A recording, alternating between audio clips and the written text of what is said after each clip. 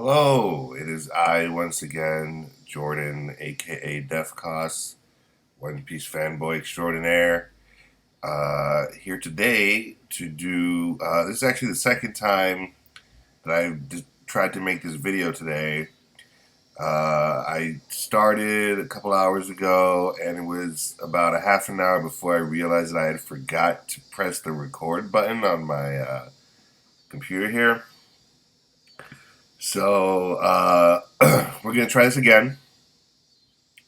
Um, so what I'm gonna do in this video is I'm going to because I didn't release a video from. Usually I release a reaction video to the latest chapter of One Piece, and since the chapter dropped a little later on Thursday than it usually does, I actually didn't get a chance to record a video because I thought it wasn't gonna drop on Thursday.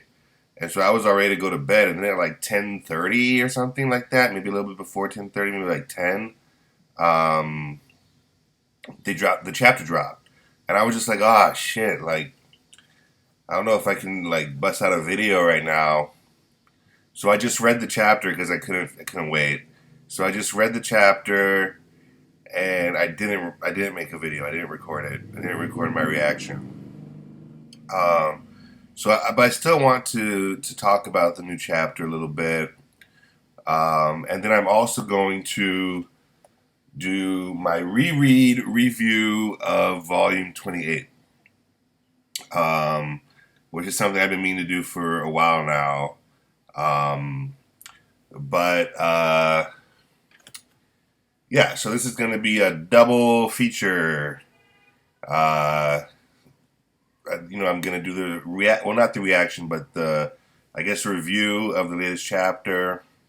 Just going to go over it a little bit, and then I will go into. I'll just go right into the reread. So this video might be a little longer than usual. Um, but yeah, let's get right into it. Okay, so I'm looking at the new chapter right now.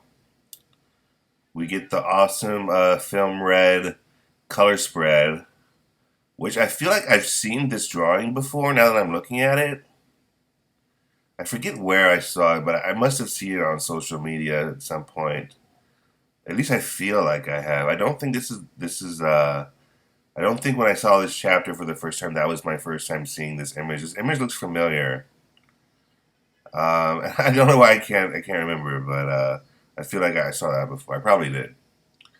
Okay, so we get a bonus page where it's a promotion for Film Red, but it's drawn by Oda, and it features Uta, Shank's daughter, who is going to be in the new movie. Um, so that's pretty cool.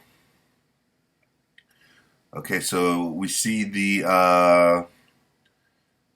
fight continues between Yamato, Green Bull, and Momonosuke and the Scabbards. Raizo does the awesome fire technique with the scroll jutsu. Um, but apparently that doesn't really affect Green Bull. I think it would, but apparently fire doesn't really affect Green Bull. And then he hits him with Divine Attack that sucks out all his life force. Green Bull hits Raizo. And then he wraps all the scabbards up in vines. And then we cut to Nico Robin, Law, and Sukiyaki, who are headed towards Sukiyaki's secret room with the poneglyph. They're headed towards Sukiyaki. They're headed towards the road poneglyph or load poneglyph. Um, And then we get to see the part of Wano that got submerged underwater.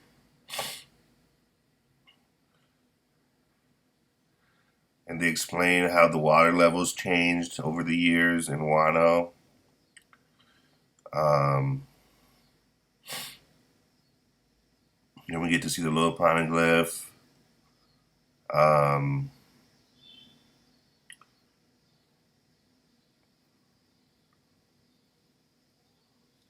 it talks about Pluton. It's funny. I was just reading the Alabasta arc, a few months ago now, um, and that's the first time they mentioned Pluton, and we're still talking about Pluton. Um, so yeah, so to unleash Pluton, they would need to remove the walls that surround Wano.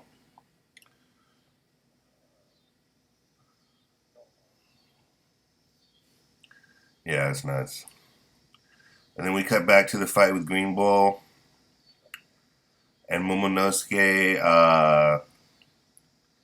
Momonosuke does his Boro breath, which is pretty awesome.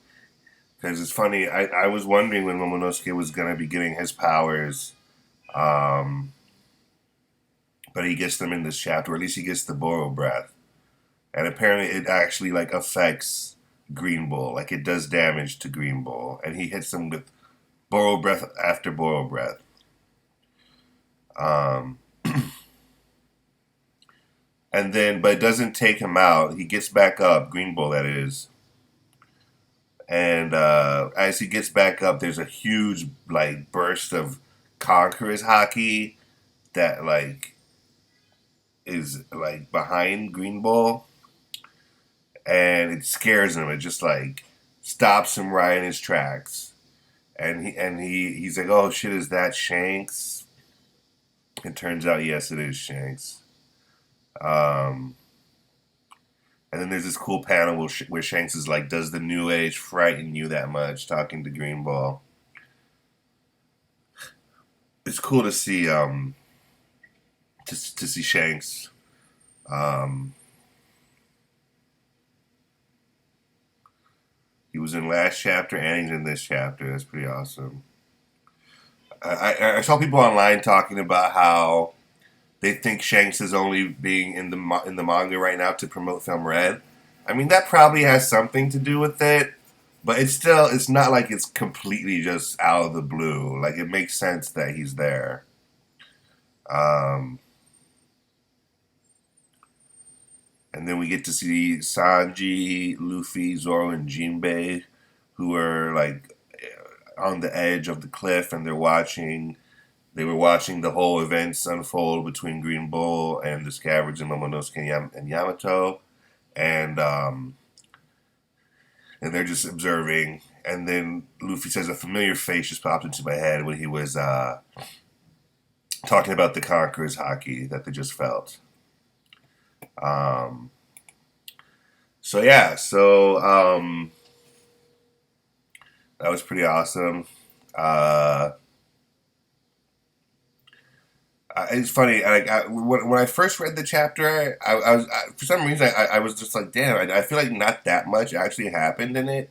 But when after rereading it, I was just like, oh yeah, yeah, that was pretty dope. Like the low poneglyph, Momonosuke doing the Boro breath, Shanks doing like emitting the Conqueror's hockey and scaring Green Bull.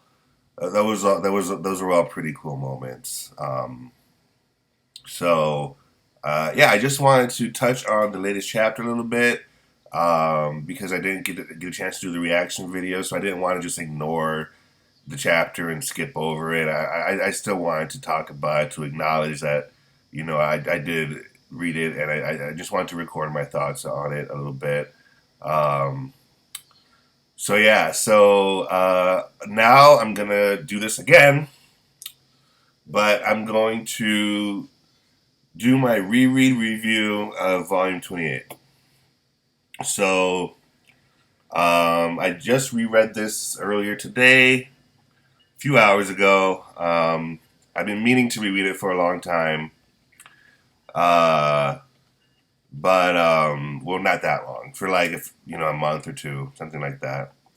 Um, but yeah, it's been a while since I've done a reread video, so I definitely wanted to do another one. So here we go. Let's get right into it. So I read the foreword. It says, if I were to liken creating a manga to a game, I would say it's like Tetris. I take all the ideas that are scattered inside my head like pieces of a puzzle and put them together into a story. And whenever I'm having trouble making the pieces fit, I take a break from manga and play some actual Tetris. When I envision the blocks building up one after another in my head, I think to myself, Tetris is so much fun. Yippee. Ichiro Oda, 2003. And I just want to say this since he happened to talk about Tetris. Um, it's funny because I also draw. You can see my tablet right here. Uh, and I'm not the biggest fan of Tetris. I don't know why. I played it when I was a kid, but I preferred like Mario or Sonic the Hedgehog or I don't know. I used to play Kid Icarus on the Game Boy, um, and those games were games that I enjoyed more than Tetris. My brother was a big fan of Tetris. He was always into Tetris. And I mean, I appreciate Tetris. Like, I get why it's popular. I get why people like it and why it's like a classic game. But personally, it didn't strike a chord with me the way apparently it struck a chord with Oda.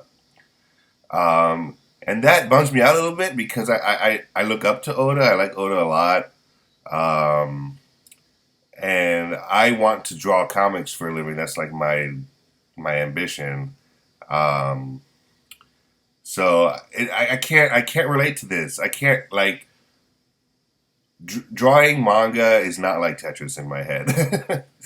um, but yeah, I just wanted to mention that just because that's what it made me think of. Uh, but anyway, the volume begins, and it begins with a flashback um, between it's a few years ago.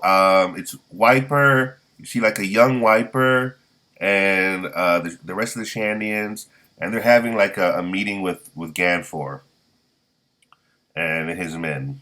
I guess the other Skypians, um, and they're just discussing like um, how to compromise, like how to arrive at an agreement because um, the Shandians want their land back, but the Skypians can't just give it back.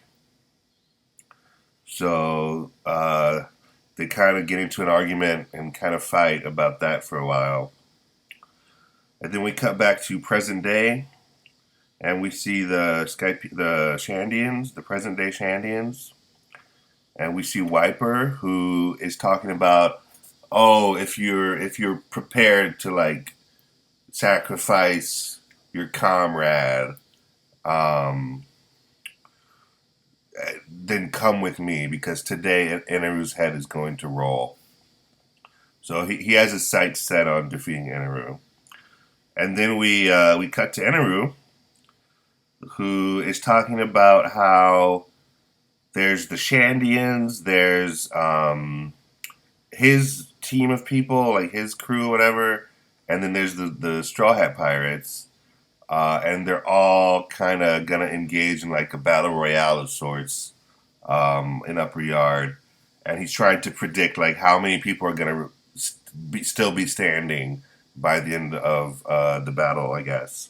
Um, and Inaru predicts that there's going to be 5 people left standing. Um,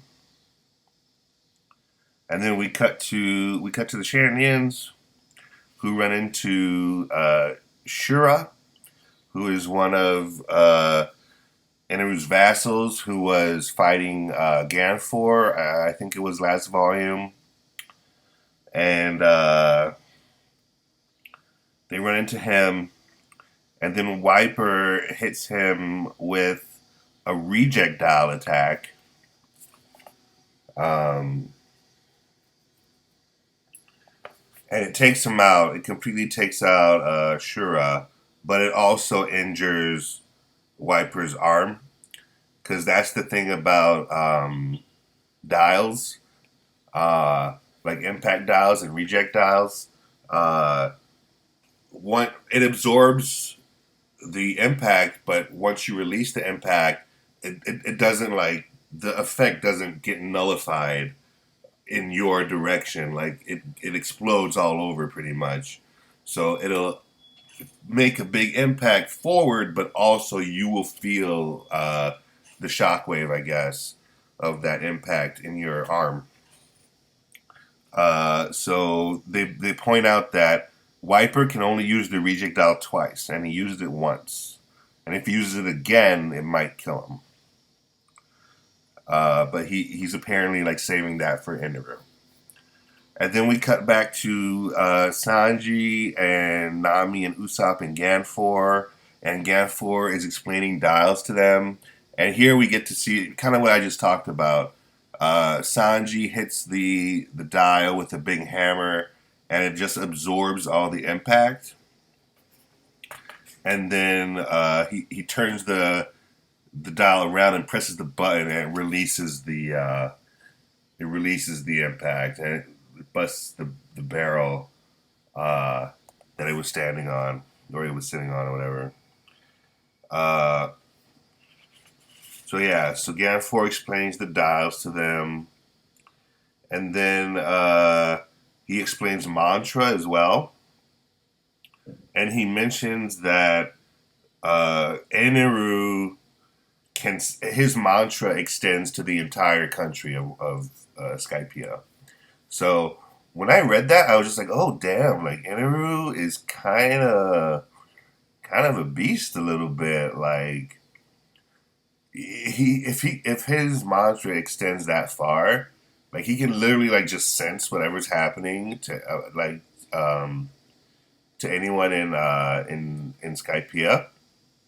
That's that's powerful. Like Eneru, like the only reason I guess that they were able to defeat Eneru is because his power doesn't affect Luffy. Like if his power did affect Luffy, I guess they would have never been able to beat him. Like he would have just killed them all.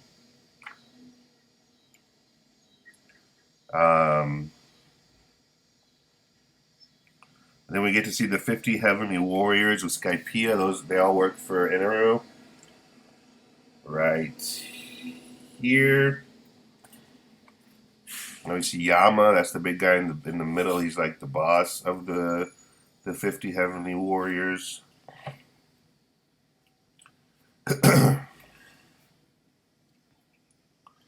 um, we cut back to the Shandians, like Wiper and his men. Oh yeah. Here, this is. I like this guy. I think his name is Gembo. Him. I just like his design. I think he has a cool design. I don't know. I like his hat. I like the shape of his face, like the shape of his like head and neck, and his eyes and mouth and stuff. I think he looks pretty cool. I mean, it's not like a complex design, but I just think that it works. Like the shape of his features make for an interesting character. So yeah, so the 50 Heavenly Warriors are like attacking the Shandians. Um, oh yeah, and then we cut to Luffy, who is on his own because at the end of last volume, all the team of Straw Hats that were supposed to go to the city of Gold, they all got separated, and Luffy is just walking in the middle of the jungle, and he's singing this song. He's saying, "Humdy dum, there's a lovely island in the south. My head is empty. I'm a fool." That's those are the lyrics to the song he's singing. And for some reason I thought maybe there was some kind of meaning to that. I haven't really heard anybody mention this online. I mean, somebody probably has, but I haven't seen it. But he's saying there's a lovely island in the south. I wonder what island he's referring to. Um, I mean, it probably rhymes in Japanese. It doesn't rhyme in English. Maybe it doesn't mean anything. I don't know.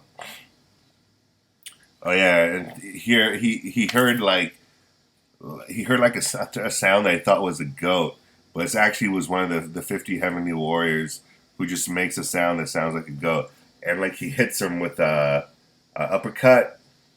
I'm just a big fan of that panel. I think that's a cool panel of Luffy giving like punching the guy. I think that's pretty cool.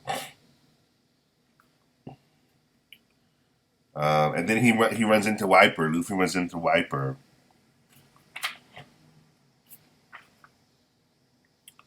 Oh yeah, I thought this was interesting. We get a little recap of what's going on. How the team of Straw Hats that were supposed to find the gold, um,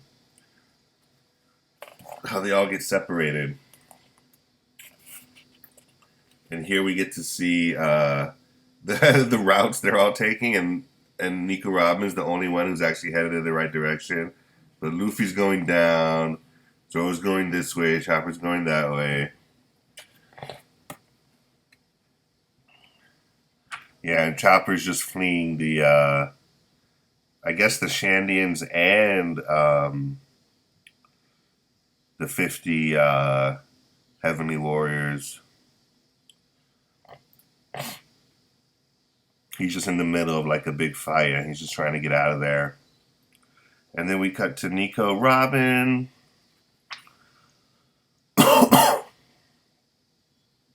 She comes across some ruins. She also runs into one of the 50 Heavenly Warrior guys. Takes care of him. Then we cut back to Wiper and Luffy, who are getting ready to fight. And then we cut to Zoro.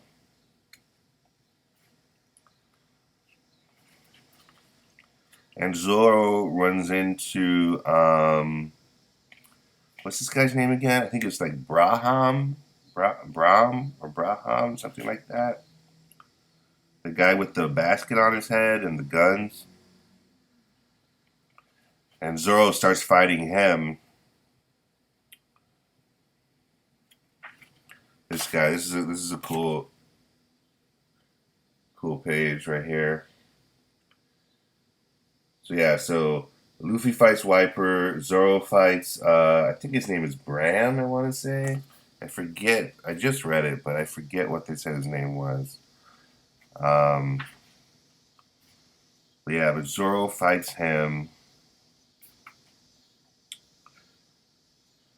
This is a pretty cool fight. And it ends in a really epic way. Let's see, I put a post-it note here. Don't remember why though. Oh yeah, it's because Zoro, while he's fighting Bram, I guess his name is, uh, he runs into this eel. There's this giant eel that shoots out of the milky water or whatever, and kind of attacks Zoro. And Zoro slices it in half, and then after slicing it in half, he says, "Grill them with a little barbecue sauce, and maybe they'll be edible." And that just kind of seemed like a Sanji line. Like it's like weird that Zoro's the one talking about like cooking an eel with barbecue sauce. I feel like that's something Sanji would say. I wonder why Zoro's saying that there. Um, okay, yeah. So the fight continues. It's pretty cool. And then this is the first time Zoro does the Sanju Ponoho. They call it the One Sword Style 36-pound Phoenix. That's how he takes out, I guess his name is Bram. I'm not even sure. That's how he takes him out. And that's the first time he does that attack. And that's one of Zoro's signature attacks. And then we cut to Chopper, who ran into Gidatsu. And then we cut back to Ganfor and Usopp and Sanji and Nami and Inaru is there. Inaru just like, because he can just like teleport apparently. He just teleported to the ship, and he completely like owns Sanji. Like he just we don't even see how he does it, but he just like chars him. Uh, and he does the same thing to Usopp.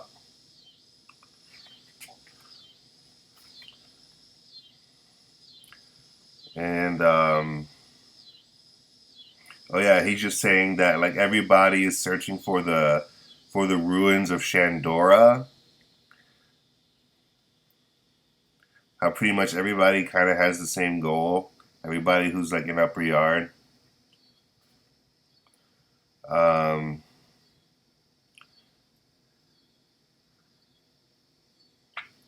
then we cut back to Luffy and Wiper, and Wiper does the he shoots him with the bazooka blast, like the burning bazooka blast, because the missiles, like the bombs, weren't working because Luffy was just doing Gum Gum Balloon.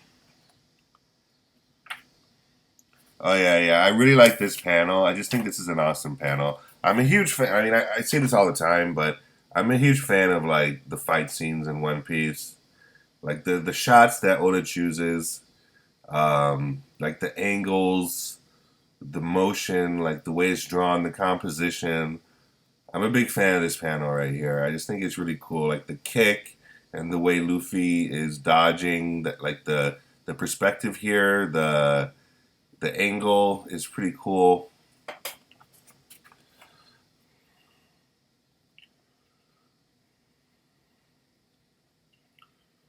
Oh yeah, and then they both hit each other. Luffy does the Gum Gum Bazooka, and and Wiper does the Burn Bazooka, and they just both kind of hit each other there at the same time. And then Luffy falls into some kind of hole. Like there's some kind of hole. I don't know if it was a hole made by the bazooka blast, um, but he just falls downward. Um, and then we cut back to Gembo, who runs into Yama, and they fight for a little while. But Yama just owns Gembo. He just flattens him with like an attack, just like belly flops on him.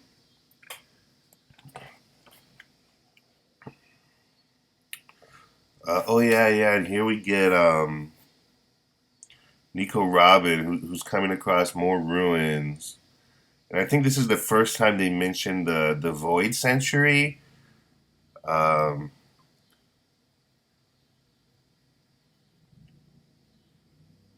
yeah, it falls right into the 100-year gap in the history of the world. And I was thinking about, I was like, I wonder if that's what the One Piece is, like the one piece of history that's missing. That kind of made sense to me. Like when I think about it, I'm just like, maybe that's what it would be because I mean, if it's called One Piece, there's got to be a reason why that's what it's called. So, one piece of history that's missing, maybe? I don't know.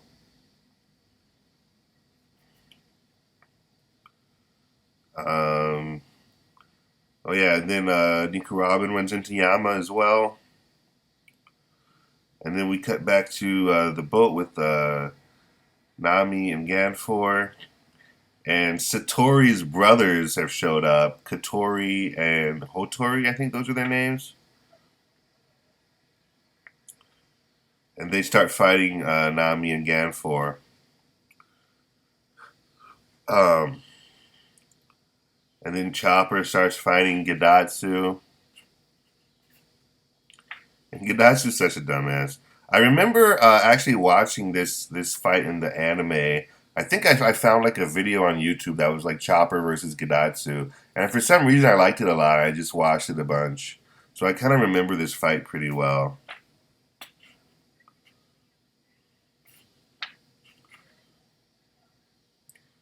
But I remember the anime version a little better. But they keep it pretty similar, if I recall correctly. Um, but yeah, but this whole fight with Chopper, the way Chopper acts during it, kind of reminded me of Usopp, like an Usopp fight. Because at first Chopper is kind of acting cowardly, like he's kind of like, oh, like I don't know how he's like running away, like he's scared. Um, but then he goes, oh, you know what? I can't keep running away. Like I can't keep not being reliable and stuff like that. And then he decides to fight, and that's kind of like that arc. That kind of arc kind of reminds me of something Usopp would do, like be cowardly and then be brave, and then win the fight. It's kind of like a similar thing. I mean, I guess Chopper is kind of cowardly too, kind of like Usopp, or at least he can be, but he can also be brave.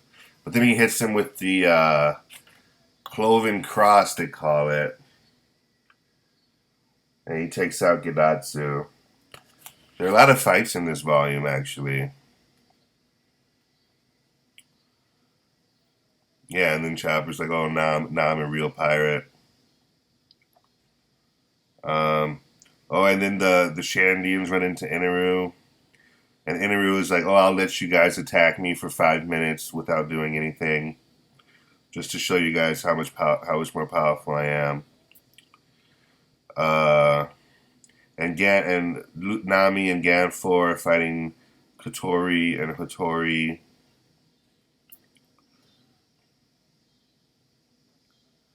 I thought this was cool how Nami puts on a Ganfor's gauntlet with the impact dial in it, and then she hits the dude with the impact. I kind of like this moment. I had completely forgotten about it too, but but I like how Nami has the gauntlet on. I think that's pretty cool. And then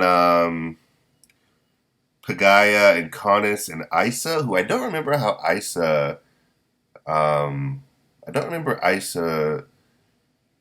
joining Kanis and Pagaya. Maybe that happened last volume and I'm just forgetting.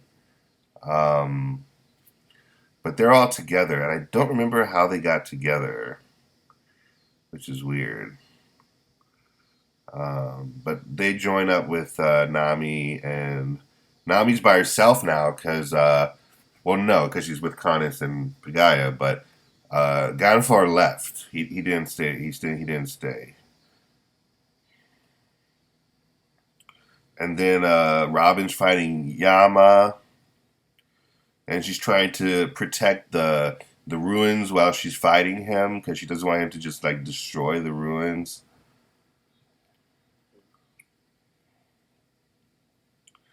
And then Inaru, we come back to the Shandians and Inaru. I guess this is where we see that like Inaru is like completely made of lightning. Like the attacks when they attack him, it just goes right through him. Then he hits him with the 1,000,000 volt Varie, just chars him.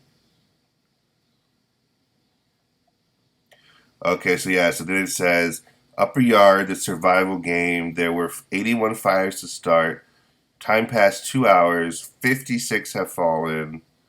Of the commies' forces, 13 remain. Of the Shandians, 7 still stand. And of the Straw Hat crew, 5 are left. Total numbers left standing, 25. And that is the end of volume 28. Okay, so this video actually was not as long, much longer than I usually go. I usually go for about a half an hour, and I just review a volume. I guess I kind of did the chapter review a little fast, um, but it was the second time of me doing that in one day.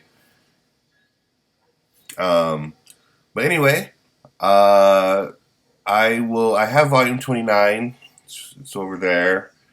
Um, so I'll probably do volume 29. I might do it tomorrow, depending on how I feel. Um, I definitely need to get some comic pages out. I've been posting my comic on a website called Global Comics. So check out my Instagram. There's a link to my comic. I'll put a link to my Instagram in the description, and there's a link to my comic in the bio of my Instagram because you can just find it that way, I guess. But anyway, feel free to do that. I'd appreciate it. And yeah, I will go ahead and end the video here. Um, if you indeed watched me talk about One Piece for over a half an hour, thank you very much. I will try and get another video up sooner than or another reread, I guess I should say, sooner than, months from now. I'll try and do this a little bit more regularly. And yeah, I will see you in the very near future. Have a good one.